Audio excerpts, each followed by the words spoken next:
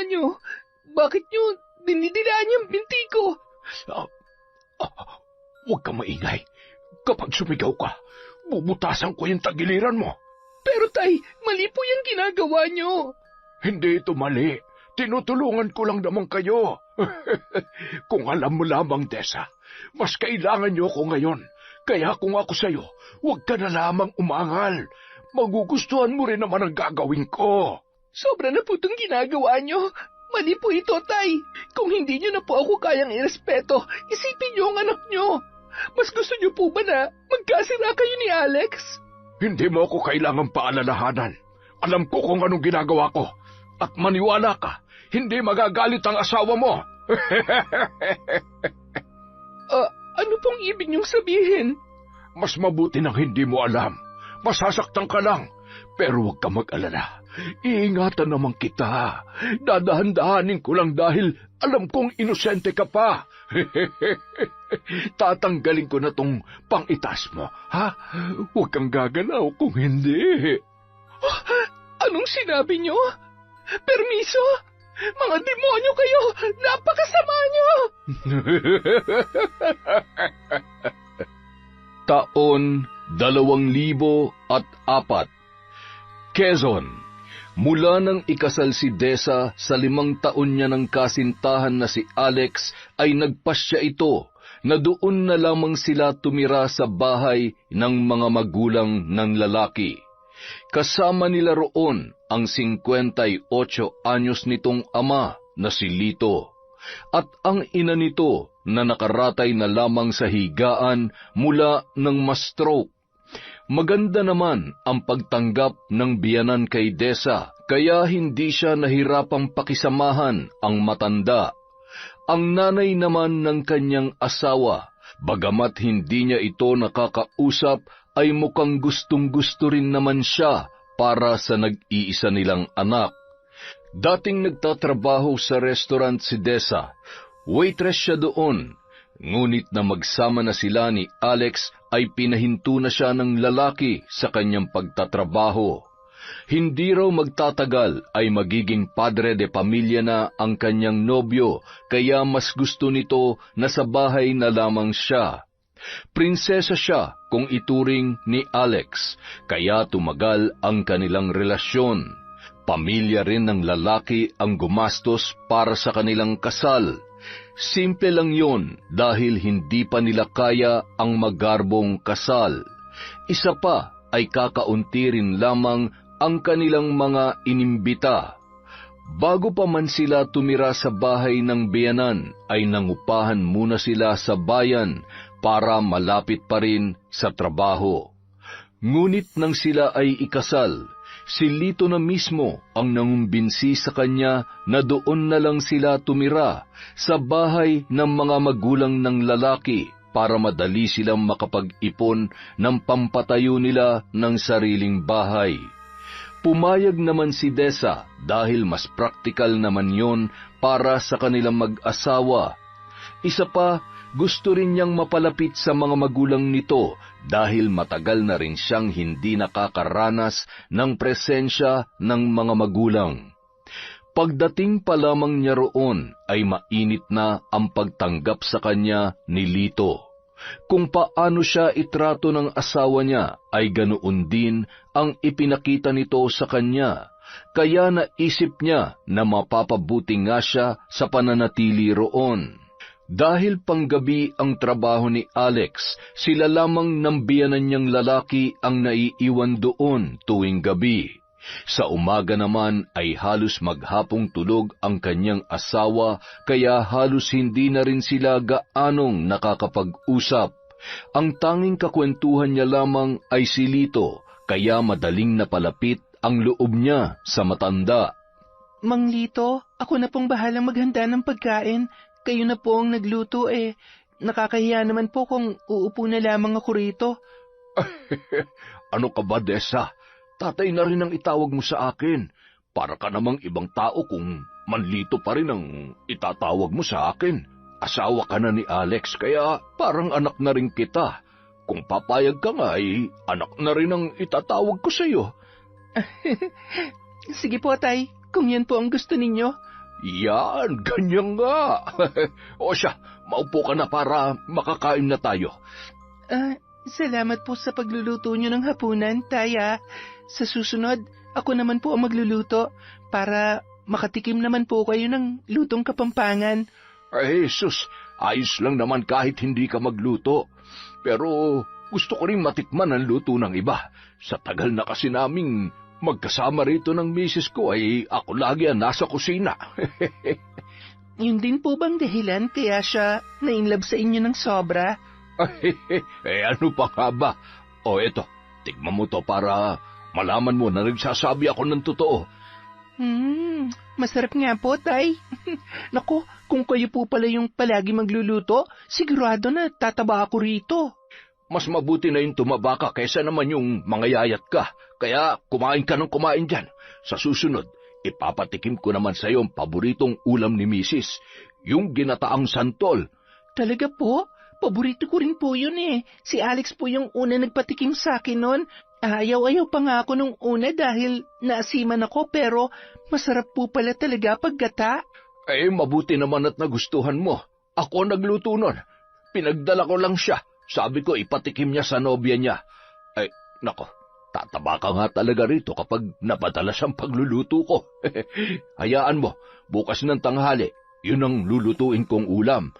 Pero sa hapunan po ako naman ha. Baka po kasi masyado na akong ma-spoil dito eh. Huwag mong isipin yun. Isipin mo na lang, anak din kita. Ginagawa ko rin naman to kay Alex nung dito pa siya umuwi. Kaya po pala makatatay talaga siya. Oo, sanggandikit kami mag-ama. Tingnan mo naman mula itsura, sa karisma, nakuha niya lahat. Ang hindi niya lang nakuha ay yung galing ko sa pagluluto. Nako, hindi po ako kokontra dyan. Nung minsan pinagprito ko siya ng isda, halos hindi na po namin makain. Nagkandalasog-lasog na nga eh. Medyo sunog pa.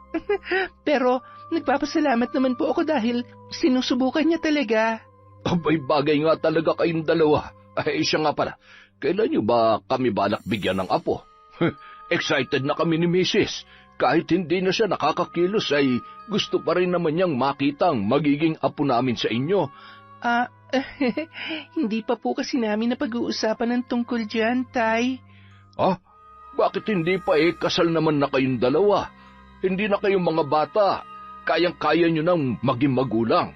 May trabaho naman si Alex at ikaw, malusog ka naman. Bagay na bagay sa iyo maging nanay. Nasabi ko na po kasi kay Alex na hindi pa po ako handa para dyan. Bakit naman? Teka, huwag mong sabihing wala pa nangyayari sa inyo ng anak ko. Ganun na nga po. Mabuti kung ganon. Po? Ang ibig kong sabihin, mabuti kung ganon dahil ang anak ko palang makakauna sa'yo kung sakali. Birhen ka pa pala, ay napakaswerte ni Alex.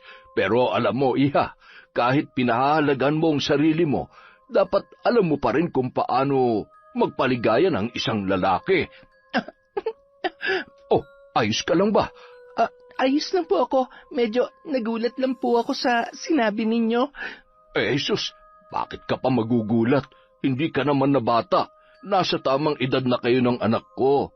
Hindi na nga po ako bata pero naiilang po ako na pinag-uusapan ng tungkol dyan eh. Siguro po, pag-uusapan na lang namin ni Alex sa susunod kapag meron na po kaming plano. Nakakatuwa talaga kayo. Nung panahon namin, hindi na namin pinag-uusapan yan. Magtatalik lang naman kayo at kayo lang naman ang makakakita sa isa't isa. Kung nahihiya kayong gawin yun dito sa bahay, dahil nandito kami ng misis ko, kaya naman naming magpanggap na wala kaming naririnig o napapansin. Pero kung gusto mo, makikisali ako. Hindi, biro lamang yun. Hindi po yata magandang biro yon, Tay. Ito naman, biro nga lamang yun eh. Huwag mo namang seryosohin. Tsaka, masanay ka na sa akin. Mapagbiro talaga tong tatay nyo. Pero, huwag ka mag-alala. Ligtas ka rito. Ako mismo ang puprotekta sa'yo. Bakit po? May mga masasamang loob po ba rito sa inyo? Kahit saan lugar naman, hindi nawawala ang ganoon. Pero, Hindi mo naman kailangan mag-alala dahil wala naman magtatangkang manakit sa'yo rito. Nasabi na ba sa'yo ni Alex na barangay tanod ako? Nako, baka hindi mo alam. Kinatatakutan ako ng mga siga rito. Kapag may away, palaging ako yung tinatawag nila para umawat kasi alam nila na sa akin lang makikinig ang mga siraulong yon. Magaling po pala talaga kayo. Ay, siyempre naman. Hindi lang sa pagiging tanod, pati sa... Mas mabuti po siguro kung kumain na lang tayo, Tay. Ang sarap pa naman po ng niluto niyong ulam. Lalamig na po ito kapag hindi pa tayo kumain. Ay, oo nga, tama ka. Pasensya ka na ha. Napasarap lang ang pagkukwento ko. Hindi nagustuhan ni Desa ang naging paraan ng pagbibiro ni Lito sa kanya. Bagamat maaga siyang naging independent, ay alam niya kung paano disiplinahin ang sarili kahit walang gumagabay sa kanya, kaya hindi niya nagagawang magbiro o makisakay sa ganoong klase ng biro. Nakakabastos yun para sa kanya, ngunit pinalampas na lamang ni Desa yon para hindi sila magkaroon ng samaan ng loob, lalo na't kalilipat lamang nila ni Alex sa bahay ng kanyang mga magulang. Sa mga sumunod na araw ng pananatili ni Desa sa bahay ng kanyang biyenan, nakaramdam na siya ng hiya dahil wala siyang maitulong sa gastusin doon. Sinabihan naman siya ni Alex na hindi niya kailangang magtrabaho dahil ito na ang bahala sa mga gastusin sa bahay. Pero naisip niya na hindi naman masama kung kahit papaano ay tutulong pa rin siya. Naisipan niyang magluto ng mga kakanin at ilako yun sa kanilang lugar. Pinayagan naman siya ni Alex at binigyan din siya ng pampuhunan para magkaroon ng libangan. Naisip kasi ng lalaki na baka naiinip din siya sa bahay, kaya pumayag na yon na gawin ang kanyang gusto. Gabi pa lamang naghahanda na ng mga lulutuin si Desa at madalas na tumutulong sa kanya si Lito kahit na tinatanggihan niya ito. Hanggang sa hinayaan na lamang niya ang matanda sa pag-aakala na nais lamang nitong makatulong sa kanya. Ngunit isang araw, nangyari ang kanyang kinatatakutan. Matapos ang pagtitinda ay nagpresenta siyang magluto ng ulam para sa kanilang pananghalian.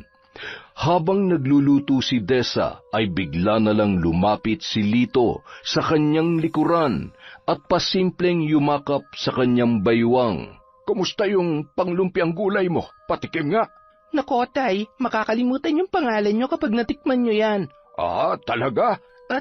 Tay, pakitanggal naman po yung kamay nyo sa bewang ko. Ay, Jesus, para naman akong ibang tao sa iyo anak na nga ang turing ko sa iyo, hindi ba? Wala namang mali siya to, kaya hayaan mo na.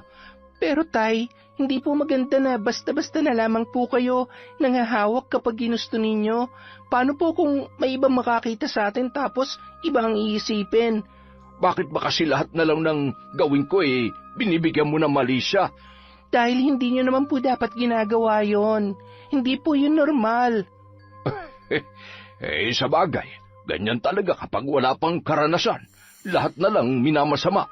Darating ka rin naman sa punto na pagsasawaan ka ng anak ko. Nakakabastos na po kayo, ha? Naririnig niyo po ba ang sarili nyo? Hindi na po maganda yung lumalabas sa bibig nyo, Tay. Masyado ka kasi maarte. Maganda ka nga pero wala ka naman silbi. Simpleng obligasyon mo lang bilang asawa hindi mo pa magawa. Ano ba mahirap doon? Hihiga ka lang naman at bubuka ka sa harap ng anak ko. Ganyan lang po ba kababa ang tingin nyo sa aming mga babae? Kaya nga po gusto kong maghanap buhay para magkaroon din ako ng silbi rito Hindi ba't sinabihan ka na ng anak ko na hindi mo na kailangan magtrabaho? Pero nagpupumilit ka pa rin. Ano, may gusto kang patunayan? Na mas magaling ka sa anak ko? Hindi yun ang silbi mo kaya kanya pinakasalan. Bigyan mo siya ng anak. Yun ang obligasyon mo bilang asawa. Bakit po ba kasi pinapangunahan yung pagkakaroon namin ng anak? Kung siya nga, hindi ako minamandali Tapos kayo, grabe kayo kung makapagsalita. Hindi naman po kayo ganyan sa akin nung una. Ang hina mo naman kasi. Malamang mahal na mahal ka ng anak ko kaya hindi kanya pinipilit. Pero ako, bilang ama niya, Alam na alam ko kung anong gusto niya, kaya ako na mismong magsasalita para sa kanya. Mabuti ho kung alam niyo ang gusto niya, pero kami pa rin na magdedesisyon kung kailan kami magkakaanak. Tay naman, ayoko ho na magkaroon tayo ng samaan ng loob habang nandito kami ng asawa ko. Kaya kung pwede sana, wag na lang kayo makialam sa mga desisyon namin bilang mag-asawa. Bakit ba takot na takot ka magpabuntis sa anak ko? Baka naman wala ka talagang kakayahan na bigyan siya ng anak. Malusog ho ako, at sigurado ako ron, kaya alam ko sa sarili ko na wala akong problema. Yan naman pala eh. Walang dahilan para patagalin niyo pa. Gusto ko na magkapo. Hindi naman po yung ganun kadali. Hindi po kami makakabuo ng isang gabi lang tapos may maglalakad na kinabukasan. Alam mo, kung hindi pa kaya ng anak ko, ako na lang ang gagawa. Bakit niyo ako tinulak sa pader, Tay? Nakakasakit na kayo, ha? Kung kinakailangan, idikit pa kita dyan sa sinasandalan mo. Gagawin ko para hindi ka na makagalaw. Alam mo, unang kita ko pa lang sa'yo. Gustong gusto ko nang gawin to. Nahawakan ka na ba ni Alex dito? Ang bango-bango mo. Tay, wag. Huwag niyo pong gawin sa akin to. Maawa naman kayo. Shh! Hindi mo naman siguro gugustuhin mag-eskandalo, hindi ba?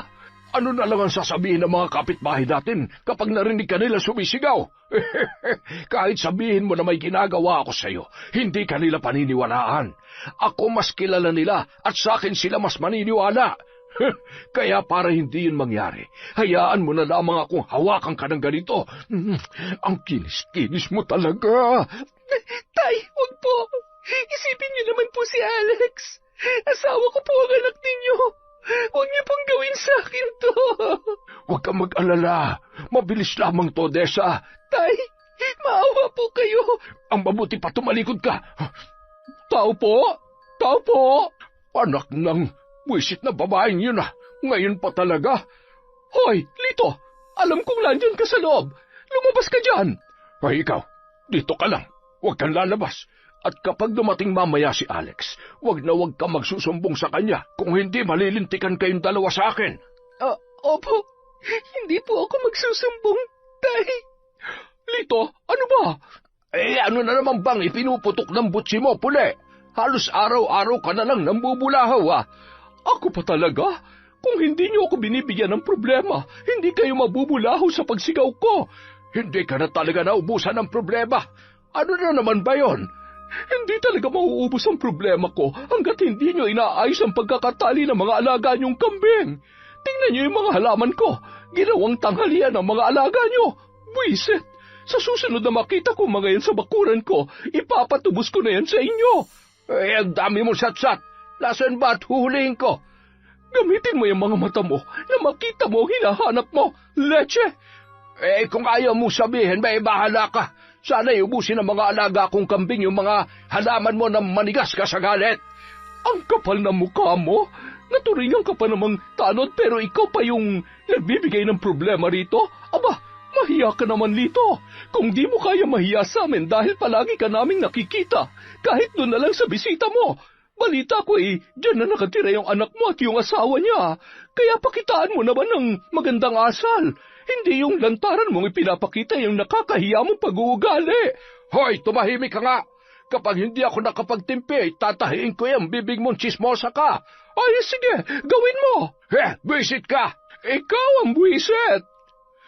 Lihim na nagpasalamat si Desa sa pagdating ng kapitbahay na si Aling Pule, dahil hindi natuloy ang masamang balak ni Lito sa kanya. Gayunpaman, diring-diri siya sa ginawa nitong pangmamolestya sa kanya. Bagamat naiwasan ang mas malala pang pangyayari, hindi naman siya nakaligtas sa matinding pagnanasa ng kanyang biyanan. Ilang beses siyang naligo sa pagbabaka sakaling mawawala ang pandidiring nararamdaman niya nung naglalakbay ang mga kamay ng matanda sa masiselang bahagi ng kanyang katawan. Ngunit sadyang hindi ganoon kadali na mawala yun sa isipan ni Desa. Dahil sa takot na hiwalayan ni Alex na masyadong malapit sa ama, ay inilihim na lamang ni Desa ang nangyari. Kahit anong paliwanag pa ang kanyang gawin, siguradong hindi siya papaboran ng kanyang asawa. Sinubukan niyang iwasan na lamang si Lito sa pag-aakalang yun ang magiging solusyon sa kanyang problema. Inaagahan na lamang niya ang pagluluto at umaalis na rin kaagad ng bahay. Sinasadya niyang tagalan ang paglalako ng paninda para hindi makasama ang matandang biyanan. Magandang umaga po, Aling Pule. Baka gusto niyo pong bumili ng puto. 30 piso lamang po. Ay, talaga? Ang mura naman ng paninda mo. Sulit na yung 10 piso ko rito. Ang lalaki ng puto. Hindi ka ba nalulugi rito, Ineng? Hindi naman po. Naku, ang galing mo naman. Ay, teka, pabili ako. Halagang 20 pesos. Sige po, salamat po ha. Kayo po kasi yung unang customer ko. Mukhang suswertehin po ako ngayon dahil sa inyo. Ay, naku, sana nga, iha. May mga nag-aalok din sa akin dito tuwing umaga. Kapag ako ang unang customer nila, nauubos agad ang paninda nila. Wow, kung ganon, kayo po pala dapat ang lagi kong unang alukin. Yun po ay kung ayos lang po sa inyo. Abay, syempre, ayos na ayos lamang sa akin. Ay, siya nga pala, dyan na ba talaga kayo titira kinalito? Opo. Bakit parang hindi ka masaya? Hindi naman po sa ganon. Hindi lang po ako sanay na may ibang kasama sa bahay. Dati po kasi ako lang talaga mag-isa, tapos nung naging kami na po ni Alex, saka lang po kami nagsama. Magka-live-in na pala kayo bago pa nagpakasal. Kumusta naman ang relasyon mo sa mga biyanan mo? Maayos ka naman ba nilang tinatrato? Maayos naman po, Aling Pule. Sus, parang hindi ako kumbinsido sa sagot mo. May problema ka sa kanila, no? Huhulaan ko. Dahil ba kay Lito? Paano niyo po nasabi yan? Ay, nako, Ineng. Hindi naman sa tinatakot kita, pero hindi kasi talaga maganda ang kutob ko sa lalaking yon. Tuwing may bagong salta rito, lalo na kapag dalaga at tulad mo na may itsura. Sus, grabe kung makatingin niyang si Lito. Kulang na lamang ay hubaran niya sa mga titig niya. Kung nakakabuntis nga lang ang mga mata ay marami na yang nabiktima. Isa pa, suki yan dun sa biraw sa bayan. Marami na siyang binastos dun. Kung alam mo lamang, marami nang nagrereklamo sa kanya. Ay, ewan ko ba naman dyan kay Alex at naisipan pang dyan kapatirahin sa bahay nila. Maayos naman ang trabaho niya. Kayang-kaya niyo namang mangupahan muna. Bakit natahimik ka dyan? Wala po. May naisip lamang po ako.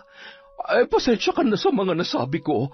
Alam kong nakikialam na ako pero hindi ko naman intensyon na sirain ang relasyon mo kay Lito. Ngayong pamilya na kayo. Pero isipin mo na lang na babala ito para sa mga posibleng mangyari. Mas mabuti na ang nag-iingat, iha. Salamat po sa malasakit ninyo, Aling Pule. Huwag po kayong mag-alala. Iingatan ko po ang sarili ko. Tsaka umuwi pa rin naman po si Alex kaya may nakakasama rin po ako. Pero Ineng, hindi natin masasabi kung ano maiisipan niyang si Lito kapag wala ang anak niya. Hindi ba't panggabi ang asawa mo? Kapag matutulog ka na, ilak mo ng mabuti ang pinto ng kwarto ninyo. Yun na nga po ang problema eh. Kurtina lang po kasi ang pangsara namin sa kwarto. Nako, ay malaking problema yan. Ay, maging alerto ka na lamang siguro. At kung sakaling kailangan mo ng tulong, huwag kang mahihiyang lumapit sa akin. Kapag may nangyari, sumigaw ka lang. Mababaw lang ang tulog ko kaya magigising ako kaagad. Aling Pule, may tanong lang po ako. Bakit niyo po nasasabi yan? May nangyari na po ba noon? May ginawa na po ba ang tatay ni Alex? Ay, alam mo, ayoko na sanang ungkatin ang nakaraan. Pero dahil naitanong mo na rin lang, hindi na rin siguro masama kung ikukwento ko sa'yo. Hindi ba ako makakaabala sa'yo kung sakali, Ineng? Mukhang marami ka pang ilalako eh. Ayos lamang po. Mahaba pa naman po ang oras, tsaka ayoko pa pong umuwi. Bakit? Nandun naman si Alex tuwing umaga, hindi ba? Opo, pero madalas po siyang tulog eh. Minsan nga po, umaalis pa kasi meron siyang lakad. Siya, maupo ka muna rito para makapagkwentuhan naman tayo sandali. Sige po, interesado rin po kasi akong malaman kung bakit ganun na lang kasama yung tingin nyo kay Tatay Lito. Alam mo kasi, bago pa magtrabaho sa bayan si Alex, nagtrabaho muna siya sa palayan at naging tanod rin dito. May anak akong dalaga na napakagala. Eric ang pangalan niya. Gabing-gabi na siya kung umuwi palagi. Ayun, natsyempohan ni Alex habang nagro-ronda. Lasing na lasing yung anak ko. Doon sila nagkakilala. Niligawan niya si Erica at kahit hindi ko siya gusto, tinanggap ko siya nang sagutin siya ni Erica. Nagsama sila kahit hindi pa kasal pero nagpumilit nun si Alex na dyan na sila sa bahay ng mga magulang niya tumira. Nasan na po siya ngayon? Patay na siya, Desa. Nagpakamatay siya. At kahit hindi siya nagsabi sa akin, alam ko na may ginagawa sa kanya si Lito, kaya siya humantong sa ganoong desisyon. Mabait ang anak ko at mapagpasensya. Mahal na mahal niya rin si Alex, kaya alam kong hindi niya kayang ipahamak ang lalaking yon. Iniisip niyo po ba na posibleng ginalaw ni Tatay Lito si Erica noon?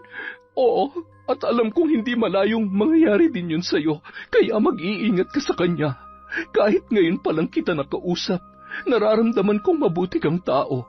Sana hindi maging dahilan yun para hayaan mong pagsamantalahan niya ang kahinaan mo. Lumaban ka sa kanya kung kinakailangan, Iha. Naging laman ng isip ni Desa ang mga sinabing yon ni Aling Pule. Buong akala niya ay nag-iisa lang sa buhay ang matanda.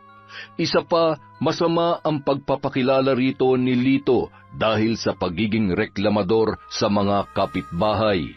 Kaya nang sabihin nito ang tungkol sa anak na si Erica ay muli na naman siyang napaisip. Sa hindi malamang dahilan, nakaramdam siya ng takot para sa kanyang sarili. Dahil doon, sinubukan niyang kausapin si Alex na mangupahan na lamang muna, ngunit hindi umubra sa asawa ang kanyang ideya. Sa kabila ng kanyang mga nalaman, pinigilan pa rin niya ang sariling magkwento kay Aling Pule tungkol sa pambabastos na ginawa sa kanya ni Lito at ang lihim na pagnanasa ng kanyang biyanan. Pinili niyang hindi yun ikwento dahil batid niyang magiging malaking kasiraan yun sa pamilya ng kanyang asawa. Akala ni Desa, makakaligtas na siya sa masamang balak ni Lito dahil sa pag-iwas niya sa matanda. Ngunit isang gabi, nagising na lamang siya nang maramdamang tila may mainit na bagay na dumadampi sa kanyang mga binti.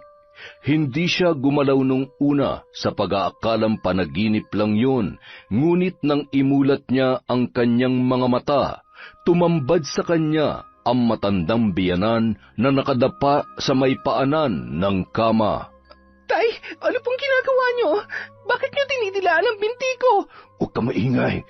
Kapag sumigaw ka, bubutasan ko yung tagiliran mo. Pero tay, mali po itong ginagawa niyo. Hindi ito mali. Tinutulungan ko lang naman kayo. Kung alam mo lang, Desa, mas kailangan niyo ako ngayon. Kaya kung ako sa'yo, huwag ka na lamang umangal. Magugustuhan mo rin naman ang gagawin ko. Sobra na po itong ginagawa niyo. Maling-mali po ito, tay. Kung hindi niyo na po ako kayang irespeto, isipin niyo naman po yung anak ninyo.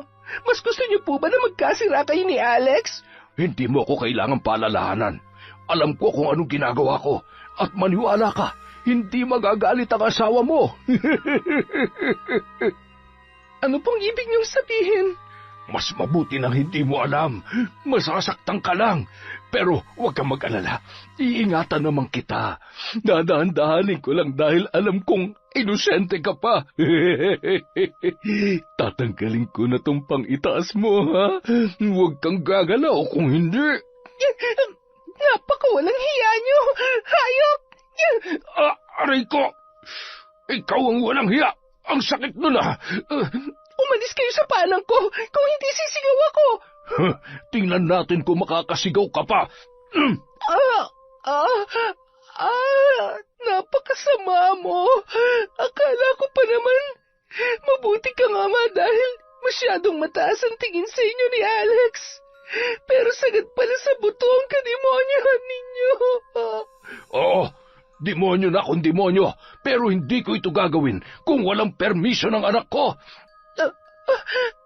Anong sinasabi niyo? Anong permiso? Kita mo na, gulat na gulat ka.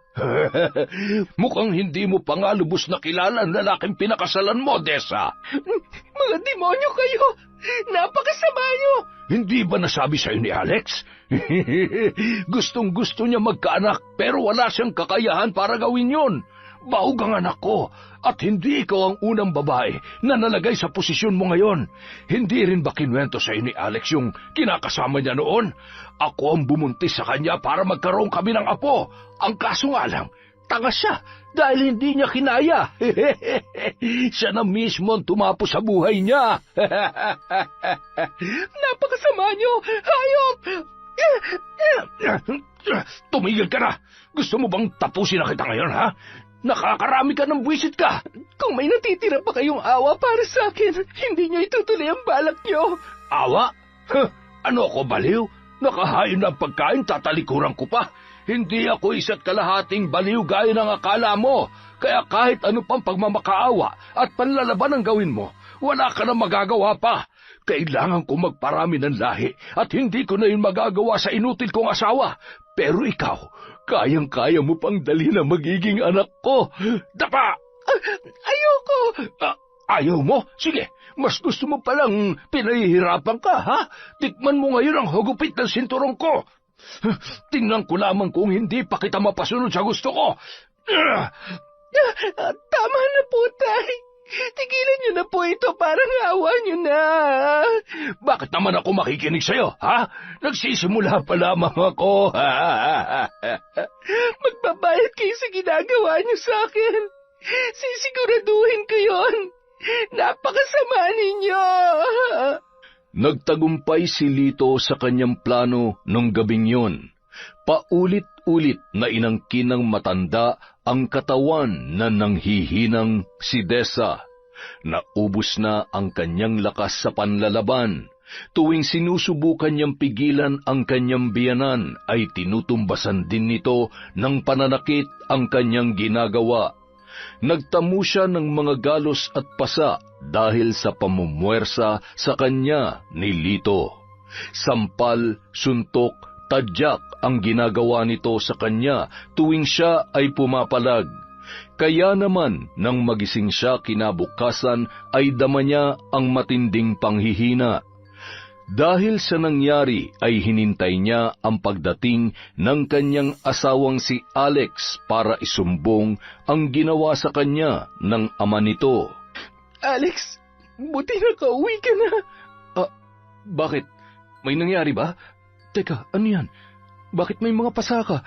Talaga bang hindi mo alam? Ano bang pinagsasasabi mo? Huwag ka na magmaang-maangan. Alam ko na alam mo kung ano ang sinasabi ko. Diretsuhin mo na lang ako, Dessa. Pinapainit mo lang ang ulo ko eh. Kaya aga-aga. Pagod pa ako sa trabaho.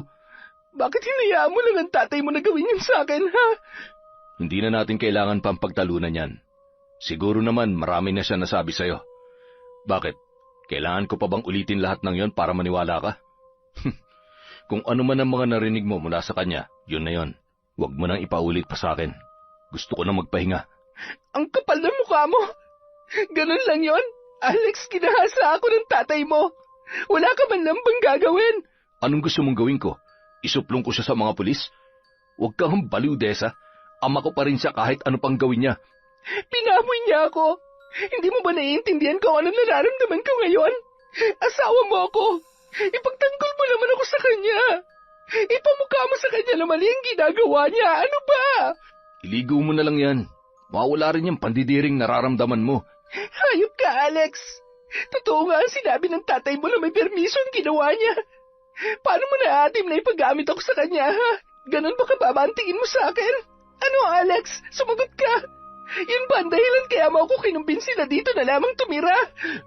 Eh kung sabihin kong oo, anong gagawin mo, ha? Makikipaghiwalay ka? Oo, at aalis ako rito. Kakasuhan ko kayo ng tatay mo. Magkasabot kayo mag-ama. Pagbabayaran niyo ang ginawa niyo sa akin. Sa tingin mo may maniniwala sa'yo na ginahasa ka niya? Baliw. Kayang-kaya kong kontrahin ang sasabihin mo. At sabihing inakit mo si tatay kaya kanya pinatulan. Kaya kung ano man yung pinaplano mo, tigilan mo na dahil hindi yan uubra sa amin. Ganito rin bang ginawa mo nun sa kinakasama mo? Oh, bakit naman siya nasali sa usapan? Hindi mo siya kilala kaya tumahimik ka na lang. Sino yung anak ni Aling Lupe na nagpakamatay? Paano mo nalaman ang tungkol doon? Hindi na mahalaga kung paano ko nalaman. Ang mahalaga ngayon, mapanagot ko kayo mag-ama sa ginawa niyo sa akin. Kung inaakala niyong magpapakamatay rin ako dahil doon, pas nagkakamali kayo. Hindi ako mananahimik na lang at... Wala kang gagawin. Hindi ka magdidemanda at lalong hindi ka makikipaghiwalay sa akin. Mula ngayon, hindi ka na pwedeng lumabas ng bahay. Dito ka lang. Ikukulong mo ako? Hayop ka talaga. Hayop na kung hayop, pero gusto ko na magkaanak kaya ako pumayag sa gusto ni tatay. Ano? Nahihibang ka na ba? Kahit mabuntis ako, alam mo sa sarili mo na hindi mo anak yon. Baog ka! Tumahimik ka! Sa ginawa mo, mas lalo mo lang pinatunayan sa akin na isa kang inutil. Anong sinabi mo? Sa susunod na marinig ko pa yan mula sa'yo, sisiguruhin kong hihiwalay tong anit mo sa ulo mo. Bitiwan mo nga yung buhok ko. Ano pa? Huwag mo akong matakot-takot dahil, hindi ako natatakot sa inyo mag-ama. Ganon. Hindi ka pala natatakot, ha? Sige, halika! Bitiwan mo ako! Alam mo, kaya ka nasasaktan dahil masyadong matigas yung ulo mo. Ayoko sanang gawin sa ito pero nagmamatigas ka pa rin. Kaya pasensyahan na lang tayo. Sa susunod, huwag ka na lang lumaban nang hindi ka nasasaktan. Ay, pagod na nga ako sa trabaho. Sakit ka pa ng ulo. Tumingin ka sa akin. Nakikita mo ba tong lubid na hawak ko? Igagapos kita rito sa kwarto para hindi ka na magkaroon ng pagkakataong makalabas dito. Si tatay nang bahala magpakain sa'yo at kung ano man ang gusto niya, wag na wag mong tatanggihan kung gusto mo pang mabuhay ng matagal. Matapos igapos, pinabayaan na lamang ni Alex ang kanyang kaawa-awang asawa. Nadagdagan pa ang mga pasa ni Desa dahil sa panlalaban niya tuwing lumalapit sa kanya si Lito. Naulit pa ang panggagahasa ng matandang biyanan at ginagawa pa yon sa kanya habang nakagapos sa kama. Ngunit ang pinakamasakit sa lahat na nangyari ay ang natuklasan niya na hindi pala mapagkakatiwalaan ang taong kanyang pinakasalan. Sa halip na siya ay protektahan nito, siya pa mismo ang naglapit sa kanya sa matinding kapahamakan. Lumipas ang mahigit 1 buwan at tuluyan na ngang nagdalang tao si Desa. Dinadala niya noon sa kanyang sinapupunan ang anak ng taong bumaboy sa kanya, na nais namang ituring na anak ng kanyang asawa.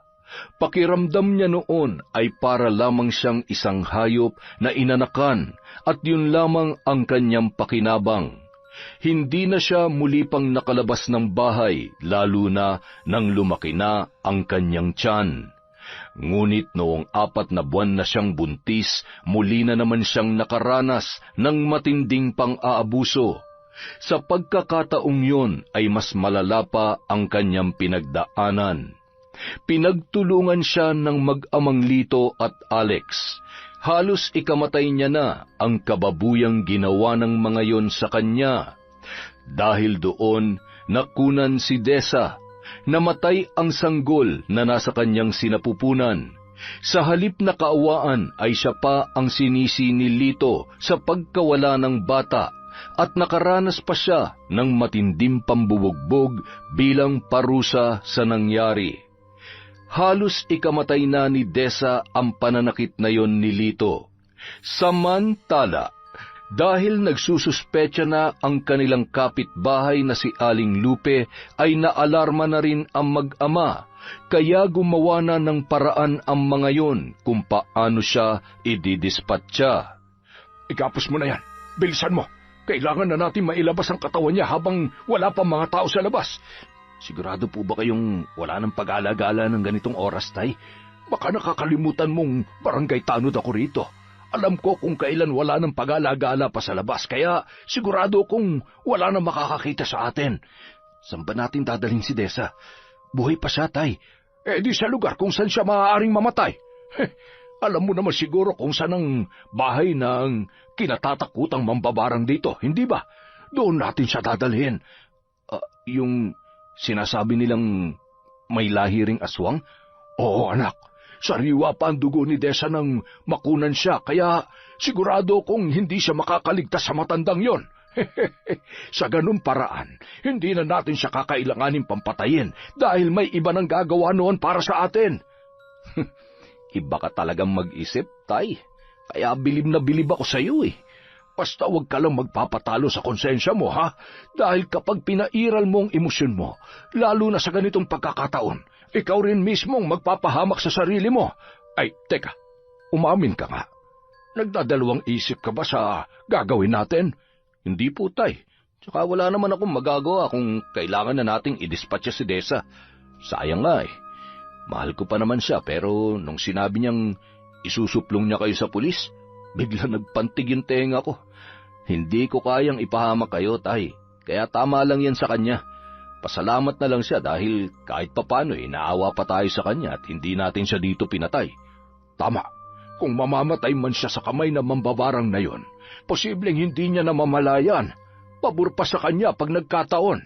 At kapag may naghanap sa kanya, alam mo na kung sino ituturo at ididiin natin. Kahit walang ebidensya, siguradong maniniwala sa atin dahil para sa mga taga rito, salot ang mambabarang na yon. Kung ganun ay bilisan na po natin, Tay. Igapos mo na mabuti at busalan mo ang bibig niya para hindi makasigaw. Kunin mo itong sako. Kasyang-kasya si Desa rito. Pakihawak na lang po, Tay, para maipasok ko itong katawan niya sa sako. Ayan, kasyang-kasya naman pala eh. Magmumukha lang tayong may dalang basura nito. Ikaw ang bumuhat dyan. Magmamasid-masid na lang ako sa paligid, ha? Siya, halika na. Hindi tayo pwedeng mag-aksaya ng oras. Tay, tulungan niyo muna ako. Hindi ko to kayang ipasa na mag-isa sa balikat ko. Ang bigat eh. Siya, sige. Bumaba ka ng konti para maipasan ko to sa'yo. Ang bigat nga talaga nito, ha. Ako nang mauna. Titingnan ko muna kung may tao sa labas. Sige ho, Tay. Ayan, pwede ka nang lumabas. Dahan-dahan lamang, ha? Tay, paano kung may mauna pang makakita kay Desa kaysa dun sa mambabarang na sinasabi nyo? Hindi kaya mas mabuti kung patayin na natin siya ng tuluyan at hayaan na lang natin yung matanda na magdispatcha sa bangkay niya? May punto ka rin naman dyan, anak. May dala ka bang patalim dyan? Wala, Tay. Hindi ko na naisip kanina sa pagmamadali eh. Hayaan mo na. Maghanap na lang tayo ng batong ipupukpok sa ulo niya para matuluyan na talaga yan. Ako na ang gagawa. Sige po, Tay. Bilisan na po natin. Nang malapit na sila sa bakanteng palayan, kung saan malapit ang bahay ng kinatatakutang mambabarang sa kanilang barangay, ibinagsak ni Alex ang katawan ni Desa sa lupa. Naghanap naman ng bato si Lito para sana ipupukpok sa ulo ng babae, ngunit habang naghahanap ang matanda ay biglang natigilan ang mag-ama nang makarinig sila ng kaluskos sa di kalayuan. Dahil madilim, hindi nila agad na aninag kung ano yon. Ngunit maya-maya lamang unti-unti nang luminaw ang kanilang nakikita. Kaagad na napaatras ang dalawa. Kitang-kita ang pamumutla ng mag-ama habang nakatitig sa kanila ang malaking aso na animoy handa silang atakihin anumang oras. Sa takot ni Lito, nauna pa itong kumaripas ng takbo papalayo kesa sa anak niya na si Alex.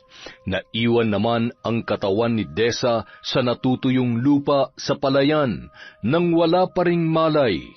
Tumayo sa tabi ng sako ang aso at saka yun inamoy-amoy. Ilang sandali pa ay nagpakawala ito ng sunod-sunod na alulong. Tanda na may isang buhay na nawala ng gabing yon. Nang makalayo ang mag-ama, sakalang noon lumabas ng bahay si Felicia. Nakaagaw pansin sa kanya ang sakong dala ng isang lalaki. Hindi niya alam kung ano ang laman noon, ngunit inutusan niya ang alagang aso na lumabas para takutin ang mga ito. Nang masigurong wala ng tao sa paligid, naglakad ang matanda papalapit sa iniwang sako sa bakanteng palayan. May naririnig siyang tibok at mahinang paghinga ng isang babae, kahit ilang hakbang pa ang layo noon sa kanya. At nang tuluyan ng mabuksan ang sako, napuno ng pagkabahala ang kanyang muka nang makita ang babaeng duguan sa loob nito. Napagtanto ni Felicia na naging biktima ng pang-aabuso ang babaeng kanyang nasagip.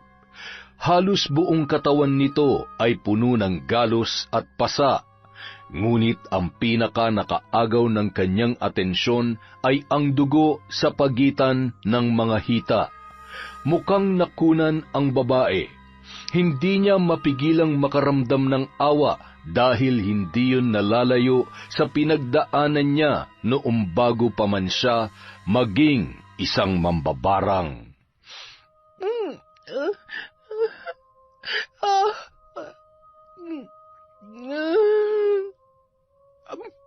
Mabuti naman at gising ka na. Sino ka? Nasaan ako? Anong lugar ito? Huwag kang matakot. Hindi kita sasaktan. Ako ang nakakita sa katawan mo kagabi, kaya nandito ka ngayon sa aking bahay. Anong ibig niyong sabihin? May nakita akong 2 lalaki kagabi doon sa palayan. Buhat-buhat ka habang nakalagay sa isang sako. Kung hindi lumapit sa kanila ang alaga kong aso, malamang hindi na kita naisalba pa. Pupukpukin ka na sana ng bato ng matandang lalaki. Balak kanilang patayin, iha. Mga hayop sila. Hindi pa sila nakontento sa pambababoy sa akin. Gusto pa nila akong patayin. Ay, sandali. Sino ba sila? Asawa ko po at saka po yung biyanan ko. Ginahasa ako ng biyanan ko na itinuring ko na rin na parang tunay kong ama. Pero nagawa niyang babuyin ako sa kabila ng pagmamakaawa ko sa kanya. Pero alam niyo po kung ano yung pinakamasakit sa lahat. Alam ng asawa ko yon at hinahayaan niya lang ang tatay niya. Tapos kagabi, pinagtulungan po nila ako. Sinubukan kong lumaban pero ito ang inabot ko. Ay, mukhang hindi nga madali ang pinagdaanan mo sa kanila. Kung wala naman silang mabigat na dahilan para gawin sa iyo yon, hindi ka dapat pumapayag na abusuhin na lamang ng mga ganong klase ng tao. Sandali po. Hindi po ba kayo yung kinatatakutan nilang, halos lahat ng mga taga rito ay takot sa akin. Ang alam kasi nila, hindi lang ako basta mambabarang, kundi isa ring aswang. Pero hindi totoo ang kanilang mga kwento. Hinayaan ko na lamang na matakot sila para walang magtangkang gumawi rito. Kung ganoon, hindi po totoo na may ilahi kayong aswang. Hindi, iha. Marahil ay nasabi lamang nila yon dahil sa alaga kong aso. Pero, bakit niyo po ako tinutulungan? Tinulungan kita dahil napagdaanan ko rin yan noon. Ang kaibahan lamang, hindi ko kaano-ano ang gumawa sa akin. Pinagsamantalahan nila ako at basta na lamang itinapon sa kung saan. May matanda ring tumulong sa akin noon. Kinupkup niya ako hanggang sa nalaman ko na kabilang siya sa isang grupo na gumagamit ng itim na mahika. Kaya nilang mangkulam at mambarang.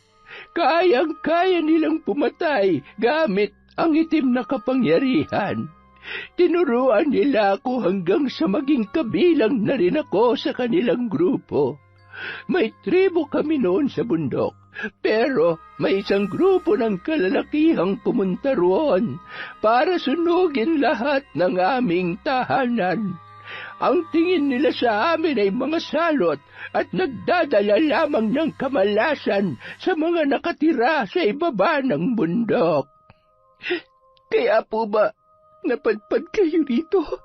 Oo, matagal na akong naninirahan dito at matagal ko na rin pinoprotektahan ang sarili ko gamit ang itim na mahika.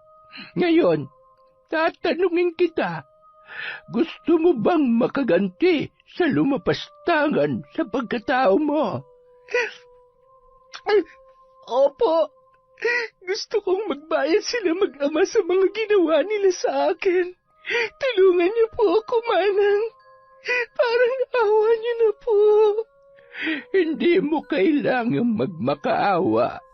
Batid ko kung gaano katindi ang puot at galit dyan sa loob mo ngayon.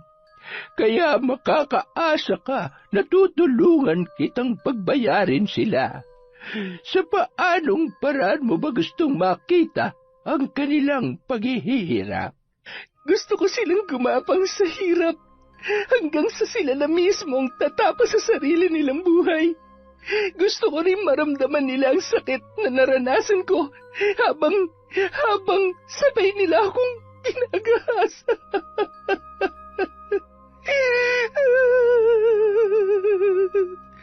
Mangyayari ang gusto mo, Iha. Ngunit kakailanganin ko ang dugo mo para simulan ang pagpapahirap sa kanila. Gawin niyo po ang lahat ng kailangan niyong gawin. Papayag po ako sa kahit na anong ipagawa ninyo, Manang. Basta maparusahan lamang po silang mag-ama.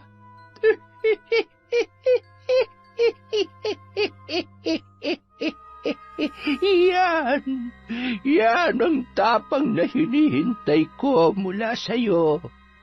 Huwag ka mag-alala. Sa gagawin ko sa kanila, hindi na nila magagawa pang muling lumigaya. Ay, teka sandali. May kukunin ako. Heto. Ano po yan? Laman ng garapong ito ang mga alupihang ginagamit ko sa pambabarang. Mga alaga ko sila.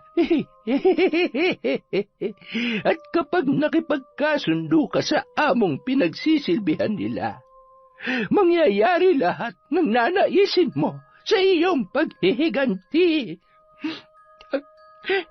Ano po bang kailangan kong gawin? Kailangan ko ang patak ng sariwang dugo na magmumula sa iyo. Tinupad ni Felicia ang pangakong tutulungang makapaghiganti si Desa. Gaya ng kanyang sinabi ay pinatakan nito ng sariling dugo ang mga insektong gagamitin niya sa mga taong nais nitong paghigantihan. Matapos ang kanilang pag-uusap ay pumasok na siya sa kanyang silid upang simulan ang ritual. Hindi niya sinunog ang hinubad na damit ni Desa dahil magagamit niya ang dugo mula sa inosenteng buhay na nawala sa babae dahil sa isang makamundo na pagnanasa. Kinagabihan, naghahanda na sa pagpasok sa trabaho si Alex nang makaramdam siya ng pagkirot ng ulo at bahagyang pagkahilo. Hindi siya nakapasok sa trabaho nang mas lumala pa yon sa mga sumunod na oras. At nang matutulog na siya sa kanyang silid, bigla na lamang siyang nakarinig ng mahinang iyak ng sanggol. Hinanap niya kung saan yon nanggagaling, ngunit wala naman siyang nakita. Nagpaulit-ulit ang iyak ng bata hanggang sa unti-unti itong maging isang nakakakilabot na tawa. napaupo sa kama si Alex at naninigas ang katawan. Nagpalinga-linga yun sa paligid. Nang hindi pa rin mawala ang mga naririnig niyang ingay, ay pinilit na lamang niya ang sariling makatulog. Ngunit kahit anong pilit niya ay hindi yun mangyari. Maya-maya lang, tumambad sa kanyang paningin ang isang anino ng matandang babaeng nakatalikod sa kama. Kalong nito ang umiiyak na sanggol.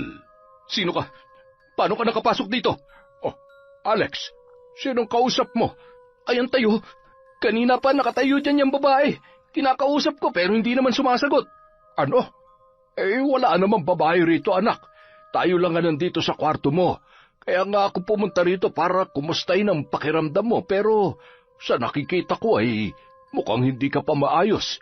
Kung ano-ano na nakikita mo. Seryoso ko, tay. Ayan siya oh. At may kalong pa siyang bata. Umiiyak siya. Anak, wala nga. Meron nga, tay. Bakit ba hindi kayo naniniwala sa akin? Alam mo, ang mabuti pa ay magpahinga ka na lamang muna. Baka bukas mawala na rin ang sakit ng ulo mo. Paalisin niyo siya, tay. Ginugulo niya ako. Ayoko silang kasama rito. Anak, hindi ba't sinabi ko na sa'yo na wala ka namang kasama rito? Ako lang ang kasama mo, wala nang iba. Walang babae at wala ring sanggol. Kaya nang sinasabi mo. Ay, mukhang kailangan na kitang patingnan sa albularyo bukas. Umalis kayo. Alis! Alex, ano ba nangyayari sa'yo? Umalis na kayo! Labis na nag-alala si Lito sa ikinikilos ng kanyang anak. Hindi lang kasi isang beses nangyari na animoy may kinakausap ang lalaki na tanging ito lamang ang nakakakita. Tuluyan na itong hindi nakapasok sa trabaho dahil sa bawat araw ay mas lumalala ang kanyang kondisyon. Dahil sa pagkabahala, naghanap na ng albularyo si Lito na maaaring tumingin kay Alex. Ano ba nangyayari sa anak ko, Mang Tembong? Ilang araw na siyang ganyan. Hindi makausap ng matino. Kung ano-ano nakikita niya na siya lang naman ang nakakakita. Tapos nitong mga nakaraang gabi ay madalas siyang nagigising ng hating gabi. Sumisigaw siya at nahihirapang huminga. Sabi niya, may bata raw na sumasakal sa kanya. Kailan pa ba yan nagsimulang mangyari sa kanya? Nitong nakaraan lang, 3 araw na ngayon.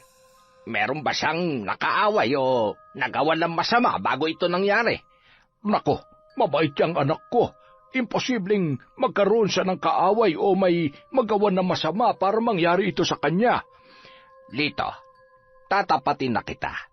Hindi basta-basta ang pinagdaraanan ng anak mo. May bumabarang sa kanya. Malakas at matindi ang galit ng taong yon. Kaya isipin niyo kung sino ang maaaring gumawa nito. Barang? Sino namang... Ay, teka, hindi kaya... May naiisip ka bang maaaring magpabarang sa kanya? Wala. Lito, kung gusto mong maagapan ng maaari pang mangyari sa anak mo, kailangan mong magsabi ng totoo. Nasabi ko na sa inyo, walang nakaaway ang anak ko at wala rin akong kilala na galit sa kanya. Kung ganon, wala akong may tutulong sa inyo. Ay, teka, hindi nyo man lang ba aalamin kung sinong gumawa nito sa anak ko? Hindi ba't may kakayahan kayong ibalik ito sa gumagawa sa kanya? Pasensya ka na, Lito, pero alam ko may hindi ka pa sinasabi sa akin. At tiyak na makakahadlang yon sa panggagamot ko. Ngayon pa lamang ay pinapaalalahanan na kita. Simula pa lamang ito ng maaaring mangyari sa kanya. Anong ibig mong sabihin? May mas malala pang pwedeng mangyari sa anak ko? Oo, Lito. Kaya kung magsisinungaling ka pa rin sa akin, maaaring mawala sa iyo ang anak mo. Sa kabila ng naging paalala ng albularyong si Mang Tembong, mas pinili pa rin ni Lito na itago ang tunay na nangyari dahil batid niyang siya ang may kagagawan ng lahat. Wala siyang ibang naiisip na maaaring magpabarang kay Alex kundi ang asawa nitong si Desa. Hindi nila napatay ang babae kaya malaki ang posibilidad na nakaligtas ngayon. Ngunit ang malaking palaisipan sa kanya ay kung sino ang tumutulong sa kanyang manugang at kung bakit si Alex lamang ang ipinababarang nito, gayong higit siyang nagkasala kay Dessa. Dahil tumanggi si Mang Tembong na gamutin si Alex ay walang nagbago sa kalagayan ng lalaki. Ngunit kinabukasan, nagulat na lamang si Lito nang may mapansing pagbabago sa kanyang katawan. Bahagyang umumbok ang kanyang tiyan at namaga ang kanyang pagkalalaki. Halos maluha si Lito nang subukan niyang umihi dahil wala namang lumalabas. Tuwing naglalakad din siya ay nararamdaman niya ang matinding kirot sa pagitan ng kanyang mga hita. Habang may dinaramdam, dumating pa ang isang trahedya sa pamilya ni Lito. Pumanaw na ang kanyang asawa. Binawian ito ng buhay habang natutulog. Ang hinala nila, bangungot ang kanyang ikinamatay. Dahil hindi makakilos, humingi siya ng tulong sa mga kaanak ng asawa para mag-asikaso sa burol nito hanggang sa pagpapalibing. Takang-taka naman ang mga ito nang makita ang kalagayan nilang mag-ama. Pare-pareho ng sinasabi ang kanilang mga bisita. May bumabarang daw sa kanila at sa pagkakataong yun ay sigurado na siyang si Dessa nga ang may kagagawan ng lahat. Unti-unti mo na silang sinisingil sa mga kasalanan nila sa iyo. Ano na ang nararamdaman mo ngayon? Masaya po ako na pinagbabayaran na nila ang mga nagawa nila. Hindi ka na ba talaga magpapakita sa kanila? Nabalitaan ko na namatay na ang biyanan mong babae. Nasabi mo sa akin na hindi siya kasali sa mga nanakit sa iyo. Gusto ko po sanang pumunta at magpaalam sa kanya kahit sa huling sandali. Pero iniisip ko rin po na baka saktan na naman ako ng biyanan ko. Hindi ka na niya magagawang saktan, Dessa. Sa mga sandaling ito ay unti-unti na ring dumarapo sa kanya ang sumpa. Mahina na si Lito at wala na sa sarili ang kanyang anak, kaya't kahit lumapit ka sa kanila, wala na silang magagawa para muli kang saktan. Isa pa, hindi kita hahayaang pumunta roon nang walang proteksyon. Proteksyon? Oo, proteksyon sa pamamagitan ng isang ritual. Habang nasa ilalim pa sila ng aking sumpa, magiging mahina sila sa harapan mo dahil mas malakas ang galit mo kesa sa kanila. Mas malalim at hindi basta-bastang madadaig ng galit nila sa iyo. Sa mga oras na ito, sigurado kung alam na nilang ikaw ang nagpabarang sa kanila, kaya asahan mong hindi magiging maganda ang inyong pagkikita. Mamayang hapon, isasagawa ko ang panibagong ritual para sa pagpapahirap ko sa mag-ama. Aling Felicia, kung hindi po sana kalabisan, maaari niyo rin po ba akong turuan kung paano niyo ginagawa ang pambabarang? Hindi basta-bastang naituturo ang paggamit ng itim na mahika. At hindi dahil hiniling mo ito ay magiging madali na lamang ang lahat para sa iyo. Ang katumbas ng kapangyarihang yon ay ang iyong kaluluwa. Handa po akong pagdaanan ng lahat, Aling Felicia. Kung kinakailangang isang lako ang kaluluwa ko, gagawin ko po. Mabuti kung ganon, ngunit kailangan mong maghintay. Oras na magdesisyon ka, wala na yung bawian. Hindi ka na makakawala. Handa ka ba? Buo na po ang loob ko, Aling Felicia.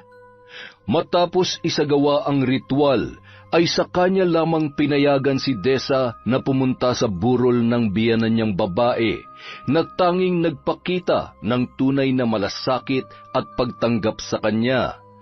Dahil hindi siya maaaring makilala ng mga kamag-anak ng asawa niya, ay nagtungo siya roon nang may saklob na itim na tela.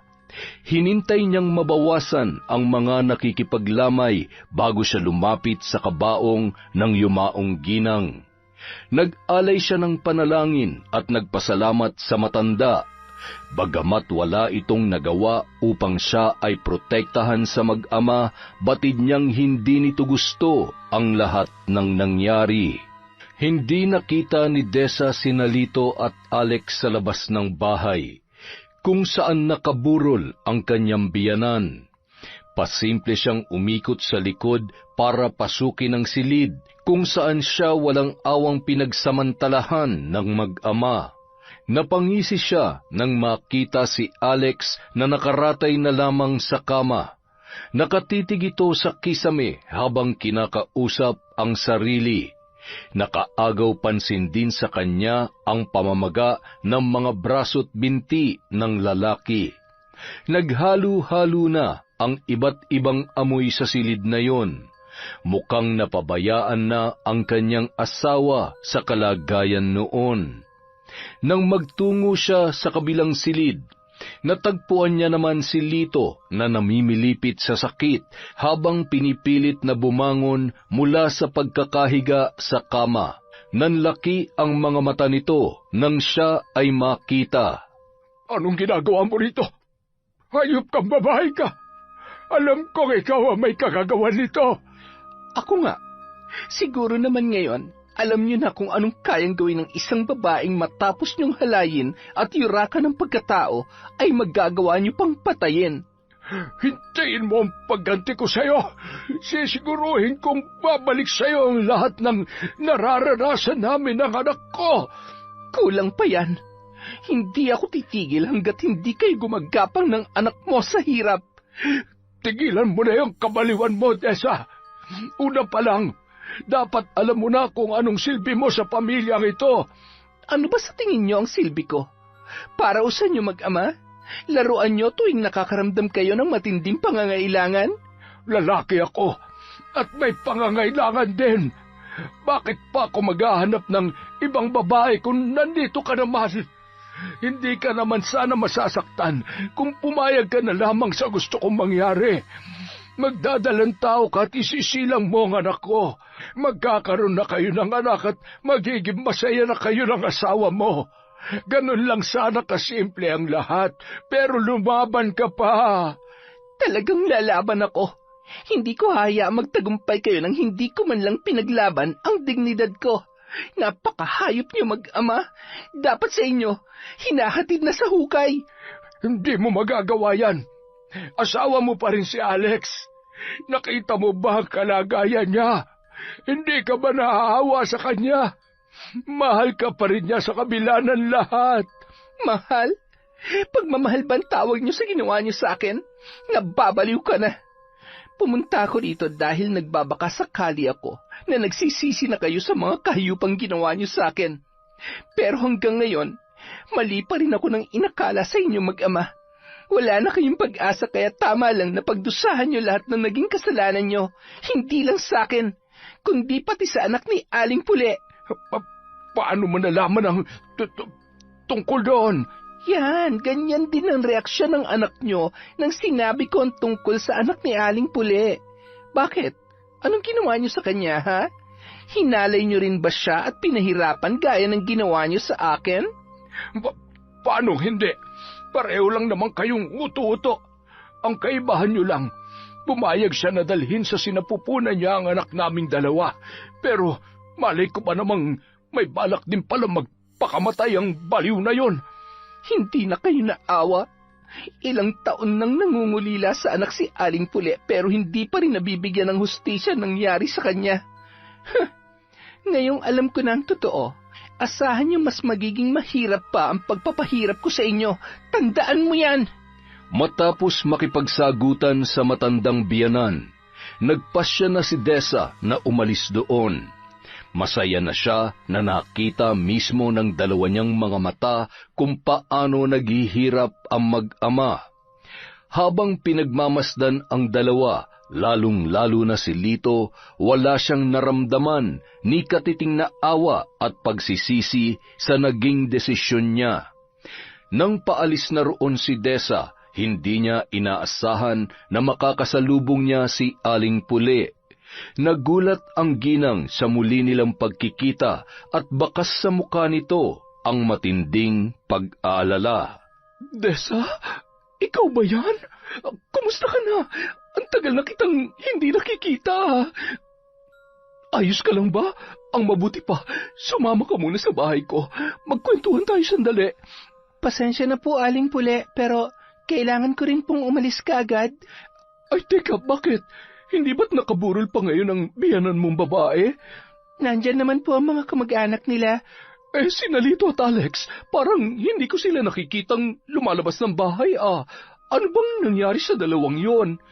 Malalaman niyo rin ho kapag pumunta kayo sa kanila. Naku, hindi naman ako pumupunta dyan. Kanina nga lang ako pumunta kasi nakiramay ako sandali. Mabait kasing asawa ni Lito at magkasundo talaga kami noon bago pa man siya ma-stroke. Pero kung isa sa mag-amang yon ang nakaburol dyan, hindi ako pupunta. Ay, siya nga pala, may gusto sana akong itanong sa'yo. Nitong mga nakaraang buwan kasi, bago ka pa hindi magpakita parang narinig ko na sumisigaw ka. May nangyari ba? Ay, Diyos ko, sinasabi ko na nga ba? Tama po kayo, Aling Puli. Pareho kami ng pinagdaanan ng anak ninyo. Tulad ko, hinalay din siya ni Lito at hinayaan lang yun ni Alex. Hindi nga ako nagkamali ng hinala. Mga hayop sila. Binaligtad pa nila yung anak ko para hindi sila managot sa ginawa nila. Huwag na po kayo mag-alala. Mabibigyan na po ng hustisya ang pagkamatay ng anak ninyo. Anong ibig mong sabihin? Unti-unti na po nilang pinagbabayaran ng mga ginawa nila sa akin at saka sa inyong anak. Kaya ba hindi na nakakalabas ng bahay ang mag-amang yun? Opo, Aling Puli. Malalaman niyo rin kung ano nangyari sa kanila sa mga susunod na araw. Pasensya na po kayo kung hanggang dyan lang po ang pwede kong sabihin sa inyo. Kailangan ko na pong umalis. Mag-iingat po kayo rito. Mag-iingat ka rin, Ineng. Maraming salamat. Kung ano man ang ginawa mo para pagbayarin sila, tatanungin kong malaking utang na loob yon. Kung ano man po ang nararanasan nila ngayon, nararapat lang po yun sa kanila, kaya hindi niyo po kailangan tumanaw ng utang na loob sa akin. Sige na po, Aling Puli, aalis na po ako. Nang makaalis si Desa ay naiwan naman si Aling Puli na may matagumpay na ngiti sa mga labi. Masaya ang ginang na sa wakas ay may kumilos na upang mabigyan ng hustisya ang kanyang anak na naging biktima rin ni Lito at Alex. Sa huling gabi ng lamay, tuluyan ng nalaman ng mga kapitbahay at ilan pang mga nakakakilala kay Lito ang sinapit nito at ng kanyang anak na si Alex. Marami ang nalungkot sa nangyari, ngunit mas marami ang natuwa sa karmang inabot ng mag-ama. Matapos ilibing ang asawa ni Lito ay natagpuan itong nangangayayat na at kinakailangan ng gumapang sa sahig dahil hindi na siya makatayo. Kinumbinsi raw ito ng mga kamag-anak na magpadala na sa ospital nang matingnan ang kalagayan, ngunit tumanggi ang matanda. Marahil ay nahihiya sa kalagayan, lalo na't hindi na lamang basta na mamaga ang maselang parte ng kanyang katawan. Nang huling nakita si Lito ay may mga alupihan ng lumalabas sa kanyang tainga at bibig. Hinala ng mga kapitbahay, alupihan ang ginamit ng bumabarang sa matanda. Ngunit nagulat din ang mga nakakakilala sa mag-ama nang kumalat ang kwento na may mga uod na ring lumalabas sa ari ng dalawa. Tatay, anak, parang hindi ko na kaya. Ito na yata ang ikamamatay ko. Hirap na ako. Wala pa rin ba kayong nakukuhang manggagamot? Hirap na rin ako sa kalagayan ko, Tay. Hindi ko na maigalaw ang mga pako at yung... hindi na ako makaihi, Tay. Namamaho na ako rito. Bakit walang gustong tumulong sa atin? Iniwan na tayo ng mga kamag-anak natin, anak. Sa nanay mo lamang sila may pakialam.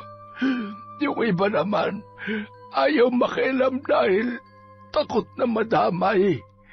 Wala ring manggagamot ang gustong sumubok dahil masyadong malakas ang mambabarang na nakuha ni Desa. Pwisit na po ito para na tayong papasok sa impyerno. Tay, buti pa humingi na lang tayo ng tawad kay Desa. Magmakaawa tayo sa kanya. Baka sakaling gumaling pa tayo, Tay. At sa tingin mo, patatawarin ka ng babaeng yon. Matindi ang galit niya sa atin, Alex. Kahit lumuhod ka pa at lumuha ng dugo, hindi niya na tayo patatawarin. Baka nakakalimutan mo ang ginawa mo sa kanya. Halos patay mo na siya nung gabing inahanay natin siya.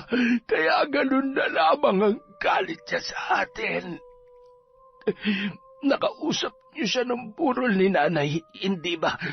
Bakit hindi pa kayo humingi ng tawad sa kanya, Tay? Bakit ako? Ako lang ba nagkasala sa kanya? Ikaw dapat ang aray ko. Maunang gumawa nun dahil asawa ka niya. Nasaktan mo siya ng husto. Pero kayo ang may pakana ng lahat nito. Mula kay Erika hanggang kay Desa. Kung bakit kasi hindi mo mapigilan yung sarili mo tuwing nakakakita ka ng babae.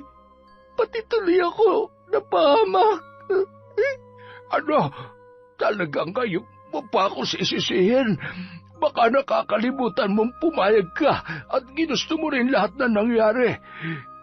Ikaw pa nga mismo ang narakot sa Erika yon para hindi magsumbong kay Pule. Pasensya na, Tay. Pero hindi ko na kayo masasamahan. Suko na ako, Tay. Ay, sandali. Alex, bitiwan mo yung kutsilyo. Huwag mong...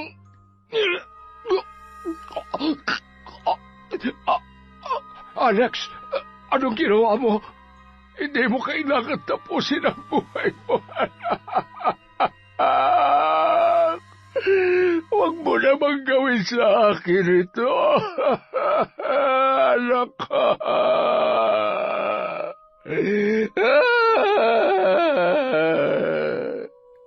Tuluyan ng binawian ng buhay si Alex nung araw na yon, matapos niyang saksakin ang kanyang sarili. Dahil sa paghihinagpis at hirap na nararanasan ni Lito, hindi na rin ito nagdalawang isip pang sundan ang anak. Tinadtad ni Lito ng saksak ang kanyang sarili, ngunit hanggang sa huling hininga ng matanda ay hindi pa rin ito nagagawang humingi ng tawad sa kanyang nagawa kina Desa at Erika. Aling Felicia, maraming salamat po sa lahat ng naitulong niyo sa akin. Nakamit ko na po ang hustisya sa mga ginawa nila, kaya tatanawin ko po itong malaking utang na loob. Kaligayahan ko na tulungan ka, Iha. Sana'y hindi dalhin ng iyong konsensya ang nangyari. Unang kita ko pa lamang sa'yo, alam ko nang mabuti ang puso mo, kaya sigurado ko na nalulungkot ka rin na kailangang buhay pa nila ang maging katumbas ng hustisyang hinahangad mo. Totoo naman po na nalulungkot din ako, pero naiintindihan ko po na kailangan mangyari yun sa kanila, hindi lang para sa amin ni Erika, kundi para sa mga taong posible pa nilang maging biktima.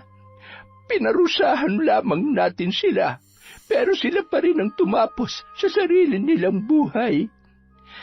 Ay, mukhang yun na po talaga ang kapalaran nila, kaya wala na po tayong magagawa. Sa ngayon, ang magagawa mo na lamang ay ang ipagpatuloy ang buhay mo. Marami pang magagandang pangyayari ang darating sa iyo, kaya pasensya ka na kung ipagkakait ko sa iyo ang kaalaman tungkol sa itim na mahika. Magiging mas masaya ang buhay mo kung mamumuhay ka bilang isang ordinaryong tao. Pero huwag mong kakalimutan na kapag kinailangan mo muli ang tulong ko, palaging bukas ang bahay ko para sa iyo. Maraming salamat po, Aling Felicia. Hindi ko po alam kung bakit salot ang tingin sa inyo ng ibang tao. Kung alam lang po sana nila kung gaano kabuti ang puso ninyo. Sigurado akong pagsisisihan nilang lahat ang mga iniisip nila sa inyo. Huwag mo nang intindihin yon. Sabi ko naman sa iyo, hindi ba? Mas tahimik ang buhay ko kung kinatatakutan ako ng mga taga rito. Kaya hindi mo ko kailangang alalahanin. Ay, siya nga pala. Ano nang plano mo ngayon? Saan ka napupunta? Maghahanap po sana ako ng bagong trabaho sa bayan. Kapag may trabaho na po ako, dadalaw-dalawin ko po kayo dito. Para naman po, umingay rin tong bahay nyo kahit minsan. Ikaw ang bahala. Kahit kailan, tanggap ka dito sa bahay ko. Labis ang pasasalamat ni Dessa kay Aling Felicia sa ginawa nitong pagtulong sa kanya, kahit na hindi naman sila magkadugo o magkakilala. Napatunayan ng babae na hindi nakabase sa pagkakakilala ng iba ang tunay na katauhan ng isang tao, at malalaman lamang ito kung kikilalanin mismo ang taong yun. Kaya sa kabila ng masamang tingin ng mga taga-barangay kay Aling Felicia, nanindigan si Dessa na mabuting tao ang matanda. Itinuloy niya ang paghahanap ng trabaho.